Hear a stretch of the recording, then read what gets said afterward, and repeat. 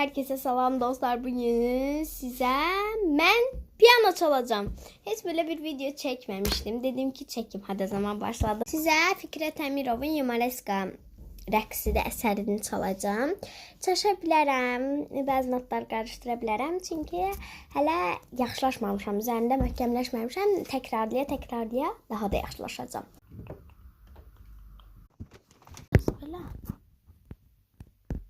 Böyle geçer. Heyecan bastı. Geldim. Başlayacağım. Başladım.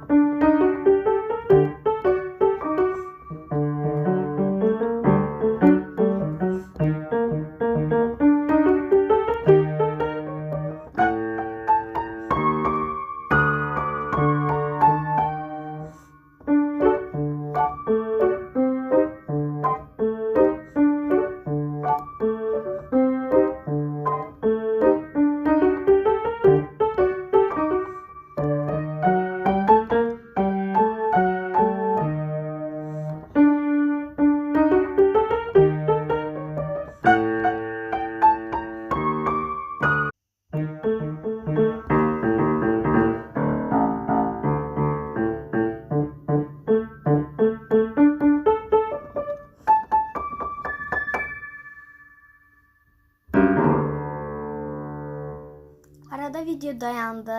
Ona göre de belki arasında kesişmiş. Sizce necə çaldım? 10 üzerinden puan verməyinizi gözləyirəm. Eğer şərhlər açıq olsa, şərhlər açıq olmasa Dubai şokoladının şərh hissəsində 10 üzerinden mahnıma neçə verdiyinizi yaza bilərsiniz. Özünüzə yaxşı baxın. Bye. Olun.